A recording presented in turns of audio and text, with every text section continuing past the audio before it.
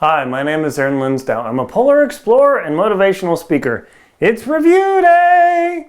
Today I'm reviewing the Sony RX100 VA.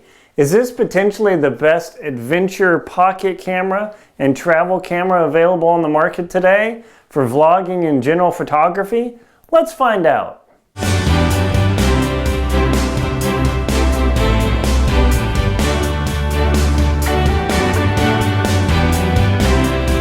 Is this Sony RX100 VA one of the best pocket cameras?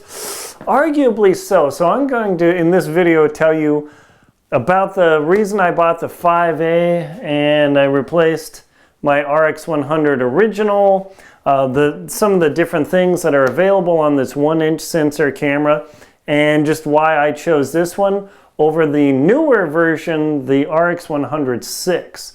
But before I do that, if you could please take a moment and just scroll a tiny bit and hit the subscribe button. By hitting the subscribe button, you help me out and keep this channel going, keep me fueled so I can keep delivering these fun videos. So let me hit that point right away. You say, Aaron, why did I choose the RX100 VA? I'll just call it the 5A over the 6. Well, the primary reason is because this camera, the 5A, has a much faster lens. It goes f1.8 to 2.8. Let me see if we can get that on there. Yep.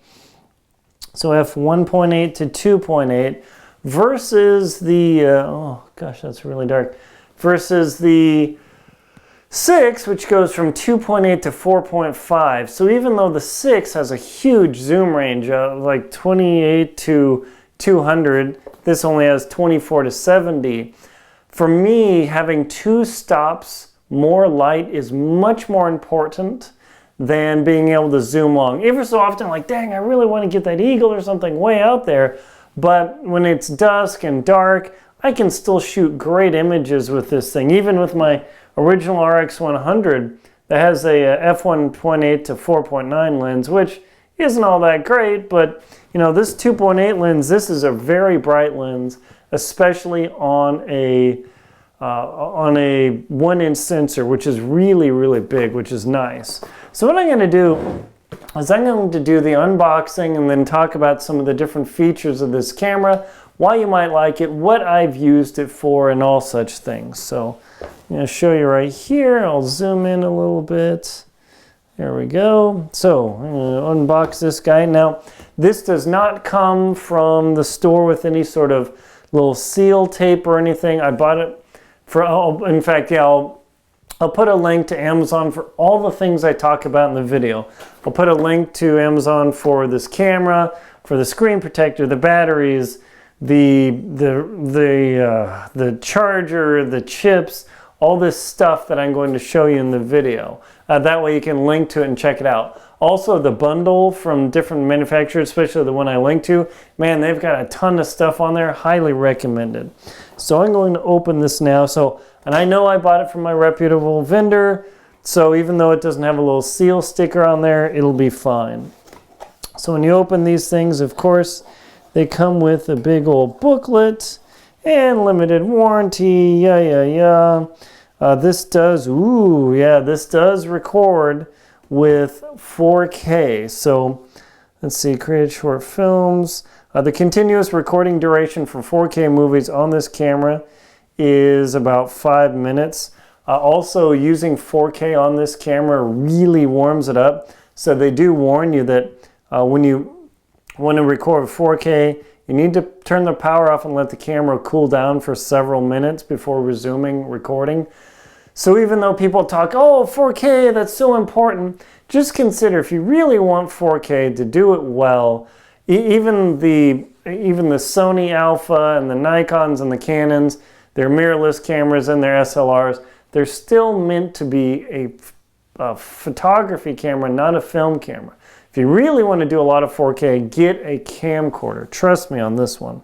So I wouldn't say you may damage the product, but recording on 4K really cooks this camera. So that's to note. They've got instructions on how to use the viewfinder, how to pull it and pop it out. It does have a diopter correction on it, so that's pretty nice. I'll get the camera in a minute. Prepaid MasterCard, yeah. This camera also does have a Wi-Fi connector, a near field connection, so you can actually do a Wi-Fi pairing to your camera, or your phone. Let's see, sales stuff, I don't even know, you know. Reference guide, what's in the sales manual? Oh, all the pieces and parts that you could ever want for this camera, like a lot of cool stuff. You know, pretty handy there. The digital help manual that gives you the quick overview. This is really good just as a starter instruction because people complain that the menus are incredibly deep in this camera, which they are. It also comes with the French language edition, which, yeah, whatever, and the warranty. So now we're actually going to get to the camera. So we'll move on. We'll now take the camera out of the box. You open this little guy here. You can see cords and whatnot, but I'm going to take the camera out first and not drop it. It's very, very easy to drop that camera.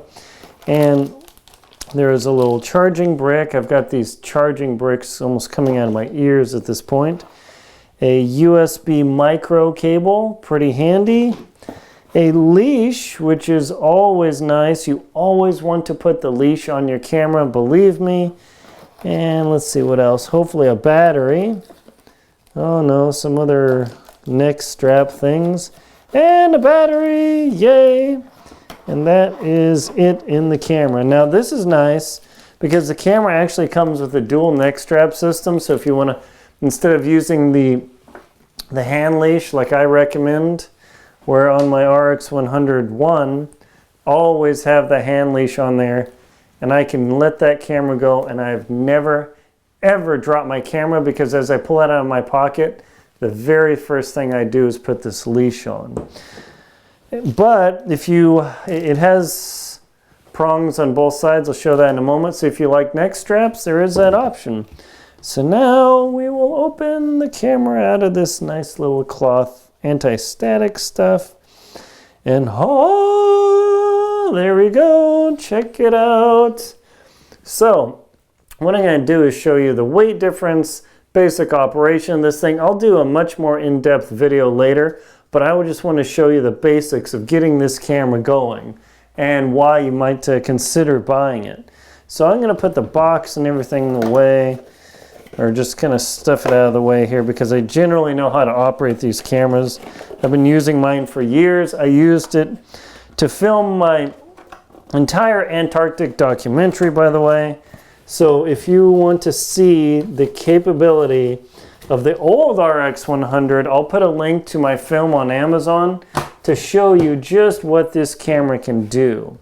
So now I'm just going to fire this guy right up, but before I do that, I've got to get out an SD chip, and I've got a brand new one. I'll put a link to the SD cards. I highly recommend, let's see, hopefully I can tear this open without embarrassing myself. I highly recommend getting the SanDisk Extreme Pro cards, the new 170 megasecond. The package I got or received has a 90 megasecond, which is fine. I mean, the camera isn't that terribly fast in that it needs to go, you know, shoot that fast with 4K. It actually can matter. But downloading all this media, it makes a huge, huge difference. So I've got the chip here. All right, there's the chip. And I've got the battery. I will presume it is somewhat charged. I'm not going to mix this up with my other batteries. Always make sure to mark the date on your battery when you bought it after the warranty period is expired in 1 month, simply because you want to know how old these are, because when you're doing these things and you do them a lot, it does take a while. So I'm going to show you how to stuff that in there. Just pull it open. There you go. And I'm immediately, number one thing, before I do anything, I'm going to put this wrist strap on because I am standing over concrete. There you go. And now I will never drop my $1,000 point and shoot camera. So I'm going to put the, I want to get this excitement done real quick because I'm excited. I did accidentally destroy my RX100 VI. I'm going to do another video on how I wrecked it and how you can repair it so you can actually get an old one and still recover it, because these can get dust on them, which is a real bummer. All right, so you open the little hatch here. See there, you open the hatch and you just put this battery in here. There is a little clicky deal, snaps right there. And then we're just going to put in a brand new chip. So I haven't even fired up this camera. You're literally seeing me fire up my camera for the very first time, which is always exciting. Good, nice and stiff. It also has the Sony logo on there, so that's a big deal. Okay, so I'm going to fire up the camera here, and we're going to see what it's like. Okay, it asked me English, French, Italian. Now, my French is okay and my Spanish is terrible, but I'm going to go with English. Date and time. What date is it? Okay, so you want to figure out where you go. This has a scroll wheel, so you can get to areas quicker. San Francisco, Tijuana. Okay, daylight savings time. Is it daylight savings time? Yes, it is. It is currently on. Date and time not set. I'll set that based on my phone. So let's see, January. So all you do, it's pretty easy. January, you can either use the scrolly wheel or the joystick. It's actually pretty cool. Let's see, today is the 8th and 2019. And what time is it? It is 11, let's see, oops. So it's 11 a.m. and 1 second. Believe me, you want to get the date and time correct on this, because date format English, month, day, year, enter, activate. You can actually get the Play Memories app, which is pretty interesting, and we'll be able to ready to go with that. And we are ready to rock. Now, I can't open my RX100 I because I damaged the LCD, or the sensor, or not the sensor. There we go, check it out, zoom in and out. Zoom in and out control here. So this is zoomed all the way in. That is zoomed all the way out. Cool, so we're going to look at the LCD here in the back. The battery's almost pooped out. Well, funny thing, I happen to have a ton of spare batteries. If you want to pop up the flash, you just move this little guy here, and the flash pops up. That does eat up quite a bit of battery, but this also has a pop-up viewfinder that you can pull out, which is really cool. It has a diopter corrector, so I can put my eye up to there. And it has a level detector, which is pretty cool. Oh man, this is really, really nice. And it has a super fast autofocus. They say 0.05 seconds for AF. I mean, it's incredible. This also has an eye detector, so as you put your eye up, the screen shuts off. So I'm going to show you that here. Let me widen up a bit. So if I simulate putting my eye up to the screen, check it out. That is pretty cool. So I'm going to see if I can get it to detect, and you can look in there. Yeah, you can actually see inside the viewfinder, just to give you an idea, and you pull your eye away. So it has an auto detect for the viewfinder for the eye. And to close this guy, you simply slide this back in, push this back down, and we are ready to rock. Now you can actually open this, and that will turn on the camera automatically, which is really nice. Close it, and it closes the camera, so that's more modern than turning on the camera, opening the viewfinder. Most of the time, people use the back LCD and do this with your photos. Not that great, folks. It's much, much better to just hold it close. Don't stick your camera out because it's not that stable, but this new ability, so I can use this as more of a traditional sort of camera. That's really, really nice. But you got to make sure to pull this or the OLED display out, and then it will focus. And apparently they've fixed the lag, because in the 5 and the 4 and the ones that have had the OLED displays, when you move, it's like swimming. So I'm going to move here. There is a little bit of lag, but not much. It's really, really tight, which is super nice. Also, using the viewfinder means you're not using as much power on the battery in the back. So that is pretty slick. So now I'm going to close this. Camera shuts off. I'm going to turn the camera on. Cool. And it's set to fine. Theoretically, this has a buffer of 233 plus shots. So if I just press down, focus, I should be able to hold this down, and it's in single shot now. But if I go to function, and let's see, drive mode, this camera comes in auto. I never really shoot in auto, so I'm going to go to program mode. The dial is a bit different in its feel, but it's pretty close. This is, where is it? This is the RX1, this is the RX100 VA. You can see they're incredibly close. So now I am in program mode, and if I put function and check this out, drive mode, single shot, so I can actually, see, I'll show you that again. Drive mode, click the center button, go to high speed shooting. Theoretically, I can just hold this down,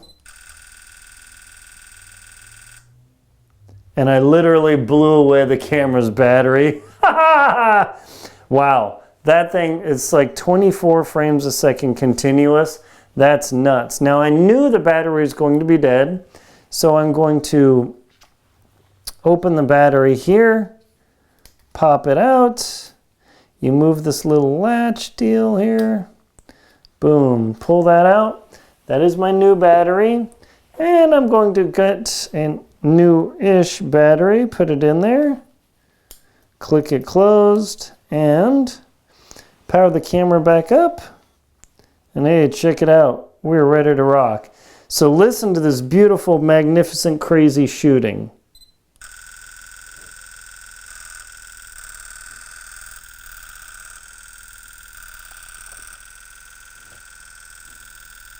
That is the camera shooting continuously. Oh my gosh. I just shot, I don't even know how many shots I just shot. So right now it's writing to the buffer. Where are we? Come on, hurry, hurry. Hurry, focus. Right now the camera is writing to the buffer right there, and it's downloading. So this is why you buy the fastest chips available, because it takes a while to download those pictures all to the chip. My package came with a 90 megasecond. I will definitely be getting the upgrade. But man, that was freaking crazy. My point, the RX100 one couldn't even come close to that. So let's see how many photos I actually took. 264, 265. Holy schmazzoli, dude. I just smoked off. I just smoked off 299 shots in the burst that killed the camera originally, and then another 240. Wow, that's so you can. I mean, that's faster than SLR. That basically matches shooting a mirrorless camera with an interchangeable lens. That is mind blowing. Yeah, I love it. I don't shoot like that, but it's cool to be able to know that. So I'm going to just do a quick little menu display thing to show you just what this is. So you go into the menu, you've got playback options. The huge thing about the 5A over the 5 is the My Menu selection. It actually has the ability to set up your own menu because the menu is so deep. There's so many functions in this camera. It's going to take me a while. I'll probably have to do like an hour plus video just to demo that. But that was cool. So recover setup. It's got like 5 setup menus, playback, global device names. Oh my gosh, this is like nuts. I love it. Now, why am I, loving a crazy, crazy menu option here? Simply because there's lots of options and capabilities in this camera that my original RX1 doesn't have. So just to show you, you can get this camera fired up. You just put it in program mode and you start blasting away and you can shoot like crazy. Now, you say, oh, Aaron, I just used my phone. The phone is actually really pretty good, but compared to this RX5 or the RX100 VA, the phone doesn't even hold a candle. So there's no comparison there. So what I'm going to do also is, I don't want to get too crazy into the review. I'm just going to show you the basics. Now, you might say, why don't I just use my GoPro or something? Well, because the GoPro is ultra wide. It's 170 degrees, pretty boring. This is a 24-70. It's much more capable. So let's see, with the battery removed, so we do a fair head-to-head, and we'll remove the chip too, and you always make sure the camera's off. My old RX100 with strap weighed 7.6 ounces. The new RX100 weighs 9.7, so 2 ounces heavier, so that's right around 20-ish% heavier, but you do get this gorgeous articulating screen that you snag this guy here, you pull it out, and you can flip it around, so if you want to do a vlog where you're blabbing at yourself, you can actually see yourself in the screen. I'll actually plug the battery in and just show you that ability real quick. All right. Oh, that was freaking awesome. And I'm going to put in the memory chip again in here. Cool. I'm going to turn the camera on. All right. So there is the screen. And I'm going to flip it around. And voila. There you go. There's a tripod. There are my washers. So I can now sit and yammer at myself all day, and it's so much easier for framing. The original RX, of course, did not have an articulating screen. Some people complain, like, oh, it's horrible that, oops, don't snag your wrist strap in this thing. It's easy to do. Some people say, oh, it's horrible that the LCD only drops to 45 degrees. So look, when I'm holding this camera high and I need to look down, do I really need it to go 90 degrees? No, I mean, the 6 has that ability, but do I really need that? No, because the viewing angle is so incredible on this LCD, it's like not even a thing. So that is pretty incredible. The 4K ability, I'm not even going to get into that. Trash menu. Let's see what other things. The sensor on there, you can see. Look at there, so you can see it's good and bright. It's beautiful there. The pop-up flash. Let's see how that does. Cool. Looks like a pop-up flash. So I like this design better in my old RX because it's a different setup. What else? Oh, yeah. So to charge this camera, you can use the multi-port. It's the little USB on the side. This is going to eventually break. That's too bad. The RX101 had a better design where this little hatch actually just kind of comes up and hangs there. I've never broken that since I used this in Antarctica. All around the world. India, all sorts of crazy places. This guy, I don't know how long that's going to last, but there is the USB charging port. And the nice thing too is you can hook this up to an HDMI micro. So that is a huge bonus as well. So you've got those options. And I think that's about it there. Battery, 1/4 mount on the bottom, pretty sweet. But let me tell you, you want to get an external charger for the camera simply because when you have a pile of batteries, like a huge pile of batteries, and you're trying to charge them on the USB, it takes forever. So you want to get some sort of external charger for the camera. I know it seems a bit extreme, but when you're running around and you kill your batteries, you're going to want an extra external charger. You want to get the one with the European travel adapter, which uses the pins instead of the blades like in America. Also, it has the lighter adapter for the car, so that's pretty slick. You can use a USB cable, which, where'd it come with? Yeah, the USB cable. You can plug that into your car with a micro so you can charge it there. But this charging brick here, I will put a link to it, and you can just click that camera in there, or the battery in there, and it will charge. Little flip out deal, super handy. You can plug this into the lighter adapter, which means you can also use this as a 12-volt solar cell. You can actually charge in the field with this charger with a 12-volt solar panel. So there are lots of options to keep your camera going. One other thing too, I'll put a link to the SD cards I recommend, is because Sony's never decided to put anything other than dual microphones on top, the audio isn't that great. And you say it's not that great, but I recorded all of my audio track in Antarctica in my tent for 3 months, and the audio was really, really incredible. Now, because in my tent the wind wasn't blowing over the surface of the microphone, there are some options where you can put a little fuzzy on top of here, but then you can't use the OLED or the pop-up flash. So the one thing is people whine and complain about, they wish Sony would put a microphone jack on this camera. You put a microphone jack on this camera and it would blow away the competition. Mirrorless cameras would be done because this is so much nicer. Let me show you how well it fits in the pocket here. You just literally stuff that bad boy in the pocket and boom, it's easy. Try doing that mirrorless with your mirrorless or your SLR or your camcorder. Mirrorless cameras don't fit in the pocket generally. This totally fits in your pocket. So that is a huge factor of pocketability. It also has an adjustment ring, so if you like to adjust your f-stop or shutter speed or whatever, you can do that.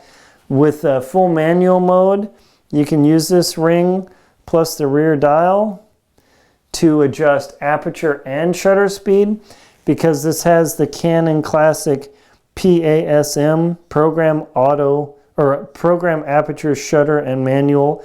It has a couple other things. The scene mode, it's useless. If you're doing the scene mode, just do auto. It's so much better. So what I do is, what I was talking about is, the reason the microphone isn't that great is I think they just don't want to put an external mic on that thing just so, I don't know, no competition.